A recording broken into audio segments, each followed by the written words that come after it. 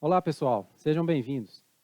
Vamos dar início, então, à nossa segunda aula, que é a aula sobre APIs. Então, nessa aula, vamos falar aí, conceituar o que é uma API, vamos, então, denominar aí como funciona essa interface de comunicação, né, que a gente estava comentando na aula passada, que é a parte de comunicação do front-end com o back-end. Então, vamos denominar ela aí, falar sobre seus principais pontos e vamos dar forma aí a essa sigla. Como parte aí desse entendimento, a gente vai falar também aí sobre REST, que é nós vamos falar, né, que é como é feito a forma de comunicação que a grande parte das APIs utiliza, é através de APIs REST. Então vamos comentar aí, vamos explicar o que seria essa sigla. E vamos falar um pouquinho também sobre o que são as URIs, que a gente vai falar, que são componentes importantes, são partes importantes aí das APIs. Então vamos falar um pouquinho aí sobre essas três siglas aí durante essa aula. Então vamos iniciar aí falando aí sobre o que é uma API. API, a sigla API, ela significa Application Programming Interface. Então, o que é isso, né? É um conjunto de serviços que são expostos de forma a permitir comunicação entre sistemas. Então, um sistema pode se comunicar com o outro através de APIs. Então, uma API, basicamente, é um conjunto de vários serviços. Então, uma aplicação vai desenvolver aí vários serviços e vai expor eles. Ou seja, quando ele está expondo esse serviço, ele está permitindo que outra aplicação, ou algum browser, ou qualquer um outro cliente qualquer, consiga consumir essa API dele. Então, dessa forma, ele vai conseguir realizar a integração, realizar os procedimentos que tiverem sido programados dentro daquele serviço. Então, a gente tem um serviço em específico, que, por exemplo, vamos dar um exemplo lá do e-commerce. Um serviço em específico poderia ser buscar produtos. Um outro serviço, buscar categorias. Um outro serviço, finalizar pedidos. A API seria o quê? Seria o conjunto de todos esses serviços. Então, a API do meu e-commerce seria o conjunto de todos esses pequenos serviços que foram sendo desenvolvidos aí para que a aplicação pudesse ser desenvolvida por completo. Uma das grandes vantagens aí das APIs é que uma aplicação acessa recursos da outra sem saber como foram implementados. Então, dessa forma, através de APIs aí, uma aplicação consegue acessar métodos da outra, regras de negócio, realizar tudo que uma outra aplicação está expondo, sem saber como aquilo foi implementado. Então, isso é muito útil e é muito utilizado, até mesmo para reaproveitamento de código, né? Então, através de uma API, você expõe tudo aquilo que a sua aplicação fez, todas aquelas regras que você quer compartilhar com outras aplicações, e essas outras aplicações podem, então, ir consumindo à medida que for sendo necessário. Então, ela não precisa de saber a regra de negócio, ela não precisa saber nem a tecnologia que foi implementada lá. Então, um browser, por exemplo, na hora que está realizando lá no e-commerce, por exemplo, na hora que ele manda lá finalizar o pedido, ele não tem que saber o que está por trás ali. O browser não faz a menor ideia o que é feito ali dentro. Quando você entra no e-commerce grande e vai comprar um produto, você não faz ideia do tanto de ações que tem lá dentro, lá por trás, porque isso fica escondido da interface, fica escondido do usuário. Isso são coisas internas lá do back-end, que são expostas através do serviço, que é através dessa API. Então, lá dentro você não sabe se foi desenvolvido em Java, se foi desenvolvido em você não sabe a tecnologia, você não sabe o que serviço que está sendo feito lá dentro, a gente não sabe se está sendo feito consulta de crédito, se está sendo feito validação de estoque. Então, essa é a ideia de uma API, de você expor um serviço, é você esconder o que está ali por trás e expor para o usuário só o que realmente importa para ele. Então, quem está fornecendo tem um maior controle sobre o que está sendo feito. Então, quando você tem uma aplicação, você resolve desenvolver um serviço e expô-lo aí através de uma API para que outras aplicações possam utilizar, integrar com a sua aplicação e usar seus recursos, uma grande vantagem que você obtém aí com essa abordagem é que você consegue controlar o que você está fornecendo. Então, por exemplo, se você tem uma aplicação e você precisa que uma outra aplicação de uma outra empresa altere alguns registros, altere alguns dados, faça alterações ali na sua base de dados. Uma forma de realizar isso seria permitir o acesso a essa outra aplicação à sua base de dados diretamente. Só que com isso poderia ocorrer diversos problemas. Essa outra aplicação poderia não conhecer muito bem a sua base de dados e suas regras, ela poderia acabar deletando registros indevidos, poderia acabar realizando ações que não deveriam ser realizadas. Quando você toma a decisão, então, de não liberar, por exemplo, o acesso direto a essa base de dados, mas sim expor um conjunto de serviços, expor uma API para essa aplicação terceira, você consegue, então, você passa a ter o controle do que está sendo feito. Então, por exemplo, você vai garantir que no seu serviço, por exemplo, um serviço de realizar uma compra, você não vai deletar produtos, você não vai fazer transferência de bônus, de dinheiro, nada do tipo. Porque você está permitindo o acesso só aos recursos que são necessários para a concretização daquele serviço em específico. Então, é uma grande vantagem aí dessa abordagem de APIs. As APIs, então, podem ser vistas como um contrato, representado pela documentação. Então, a gente pode, uma outra forma da gente ver essas APIs, a gente pode falar que ela é um contrato. É um contrato que uma aplicação está realizando com a outra. Então, é o contrato que um back-end está realizando com o front-end, porque é uma forma de comunicação, é como eles vão conversar, como eles vão trocar dados, isso tudo é definido pela API. Então, quando você está definindo uma API, a gente vai chegar mais para frente lá nesse ponto, você tem que definir o tipo de método que vai ser acessado, você vai definir os parâmetros que vão ser passados. Isso tudo você vai passar para quem vai consumir a sua API através da documentação. Então, é uma parte bem importante aí, quando você está desenvolvendo uma API, é que ela esteja bem documentada. Que com uma API bem documentada, vai facilitar, então, que seus clientes, outras aplicações de terceiros, consigam usar a sua API.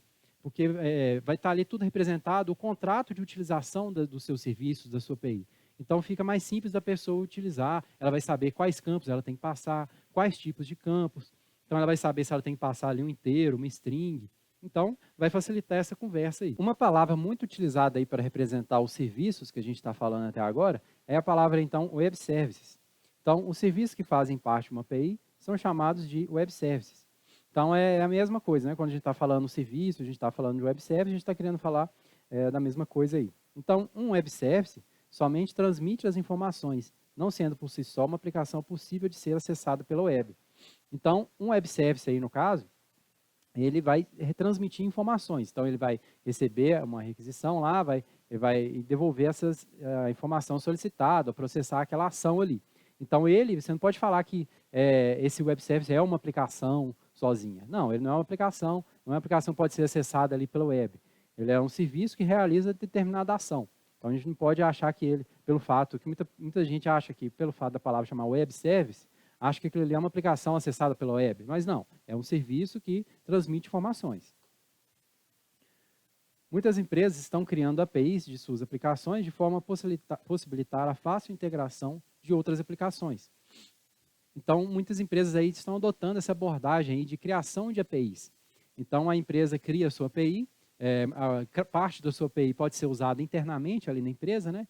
Vai ser utilizada ali por aplicações corporativas, aplicações internas mesmo.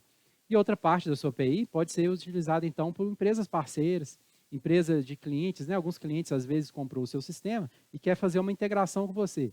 Então, a empresa, se já estiver fornecendo essa API, vai facilitar muito esse processo. Porque a API já estando pronta, o cliente que quiser integrar com a sua aplicação, basta pegar a documentação ali e ver o que ela pode fazer, né? O que está liberado para ser realizado através da API e poder, então, realizar essa integração aí. E até mesmo a integração entre aplicações internas da empresa acaba ficando facilitada também, né? Porque aplicações internas podem ir consumindo as APIs uma das outras para, no final das contas, realizar e estar tudo ali bem integrado. Aplicação, às vezes, uma aplicação interna não tem que ficar se preocupando em como é que funciona a base de dados da outra, ficar se preocupando ali na regra de negócio que está envolvida ali. É muito mais fácil ela acessar aquela API ali que vai poder realizar as ações necessárias. Então, estamos falando até agora aí dos web services, né, um pouco do seu funcionamento. Vamos falar um pouquinho aqui agora vantagens, né, da utilização desses web services. Então, uma primeira vantagem aqui seria a facilidade na integração de sistemas. Então, integrar sistemas através de API é uma coisa relativamente simples de se fazer, né? Uma aplicação, então, que vai ser integrada, né, ela vai, então, fazer o quê? Ela vai desenvolver a sua API, ela vai desenvolver os seus serviços, expor o que ela precisa, o que ela quer fornecer para outra aplicação, e essa outra aplicação, então, vai só ler a documentação, vai ver com ela o que precisa ser feito, ou às vezes, quando a empresa não tem documentação, né, que ocorre muito no mercado, a empresa fez a API, mas não fez a documentação, não deu tempo. Às vezes manda ali por e-mail como que é acessar aqueles métodos, né, quais campos tem que passar, como que é feito essa comunicação. Então, a outra empresa então vai pegar essas informações por e-mail ou pela documentação oficial e realizar o consumo daquilo ali. Então, nesse momento, ela já vai estar fazendo essa integração, né?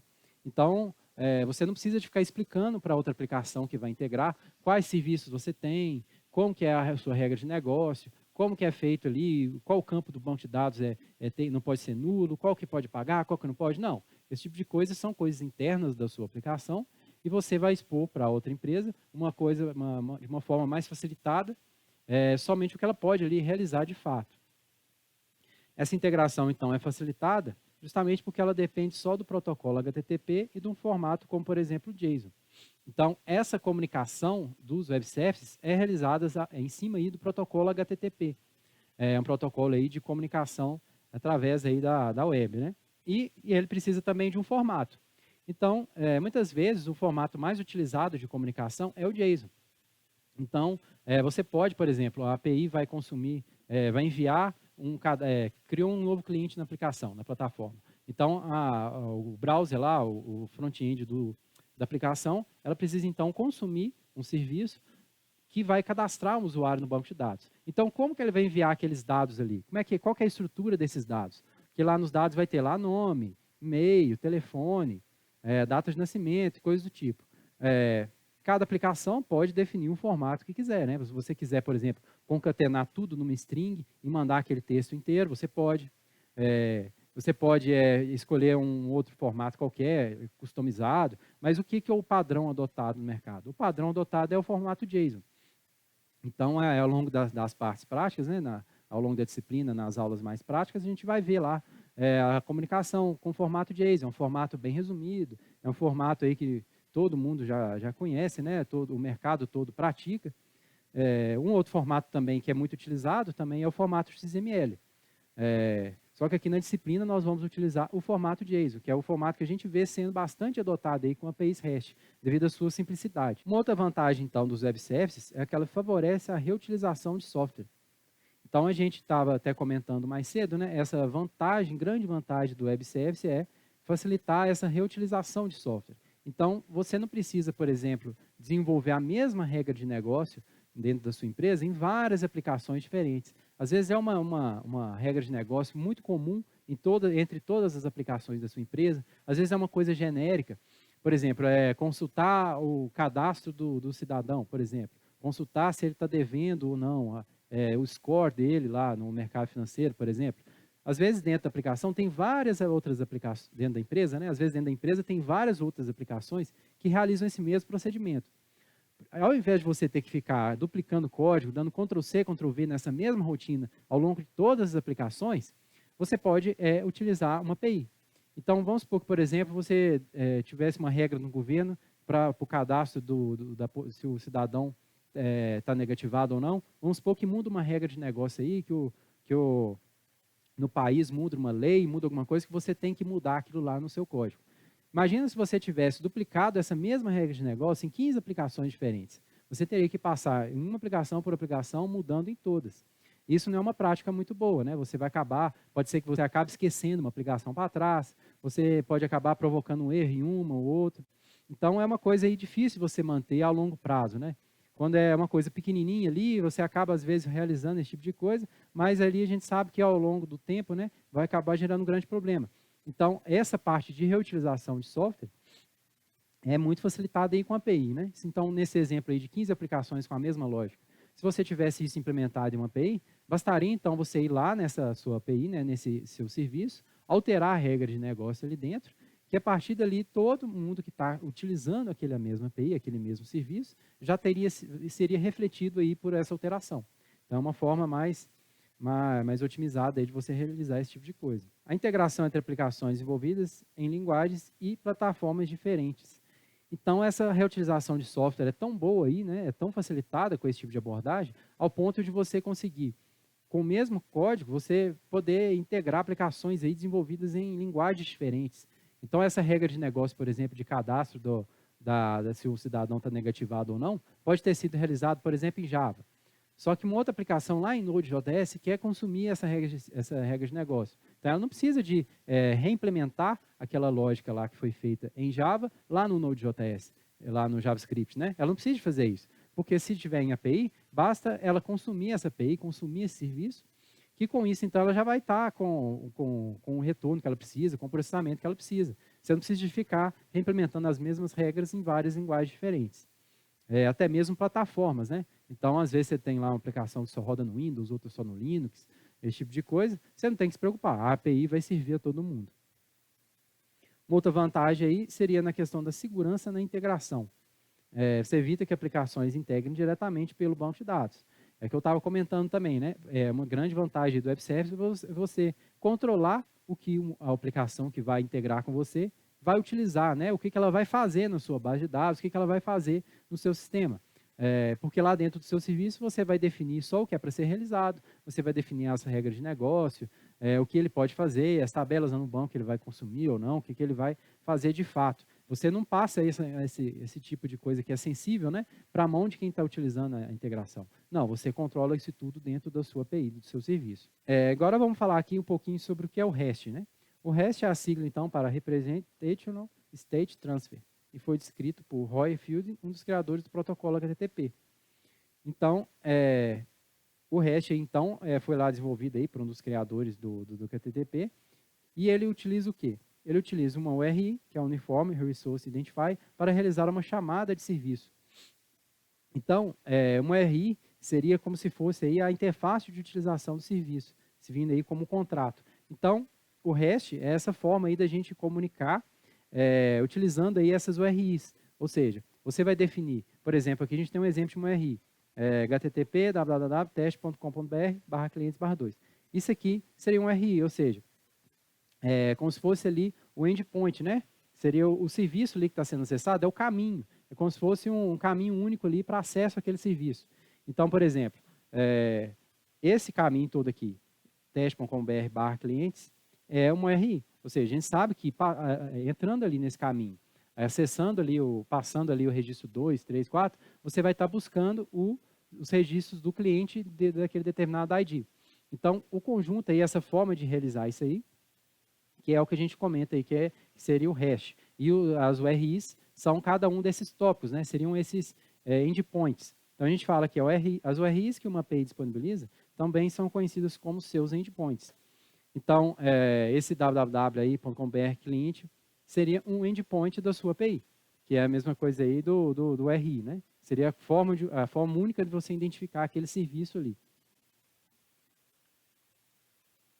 Através dos endpoints é possível realizar várias operações. Então, através desse URI, né, desse endpoint, você pode realizar, nesse exemplo lá do cliente, por exemplo, você pode realizar um cadastro de cliente, você pode realizar a exclusão de um cliente, você pode atualizar um cliente, você pode só buscar um cliente. Então, são várias operações que podem ser realizadas. No REST, o que é o mais comum? Nesse tipo de API REST, a gente convenção você utilizar o método HTTP para informar qual tipo de ação que você está querendo realizar ali naquela URI. Então, na mesma URI, você pode passar, além disso, os métodos do HTTP. Então, além do endpoint, o cliente precisa informar também o método HTTP. Aqui temos exemplo aqui de 4 métodos HTTP, muito utilizados aí, que é o GET, o POST, o PUT e o DELETE. Então, quando você vai consumir um endpoint, você passa aquela string, né, que é o caminho, que seria a URI dele, e você também passa o método HTTP. Porque de acordo com o método HTTP que você está passando, é que o serviço lá, o endpoint, vai entender, que a API, né, vai ser de acordo com esse método que a API vai entender qual a ação que você está querendo realizar.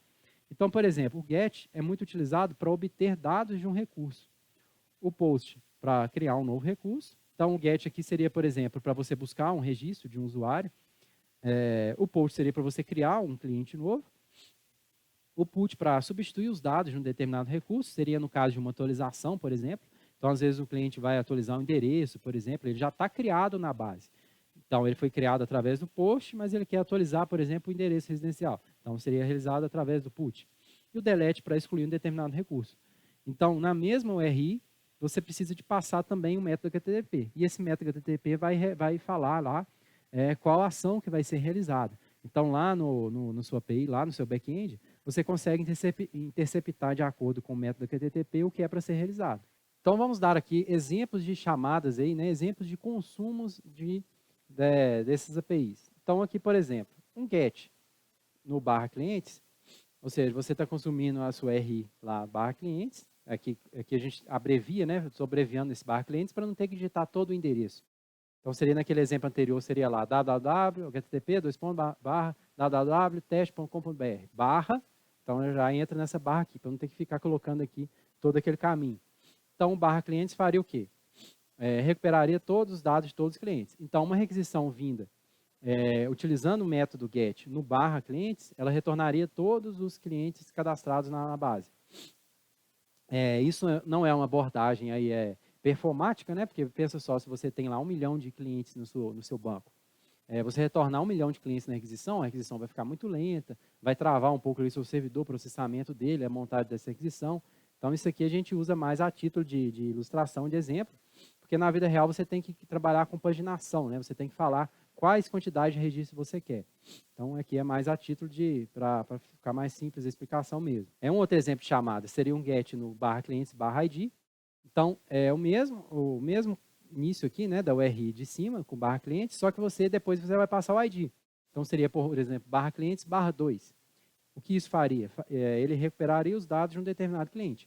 Então, enquanto no primeiro lá vai buscar os dados de todo mundo, nesse aqui vai buscar o dado do cliente com o ID que você passou no específico ali. Um outro caso aqui, um outro exemplo, seria com o post. Então, um post no barra clientes faria a criação de um novo cliente.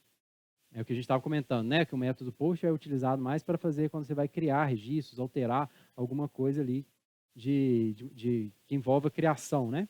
Enquanto o put fica mais a cargo de atualização. Então, seria no put lá. Ó, você vê, com a mesma URI, daí a gente vê a importância aí do método HTTP. Por quê?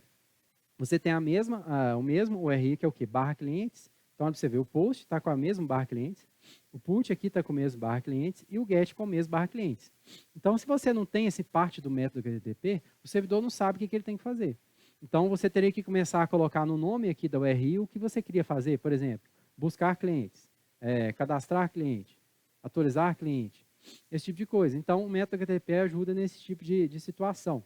É uma forma mais padronizada, né, de você fazer esse tipo de coisa. Um último método aqui seria o delete, né, no barra clientes, barra ID. Então, mesma forma que você busca um cliente específico aqui em cima, aqui você deleta um determinado cliente. Nada impede que a sua API realize tudo através do post, por exemplo. Então, a gente vê tem algumas APIs aí, a gente vê que o pessoal cria tudo com post. Só que o que acontece? Não fica uma coisa padronizada.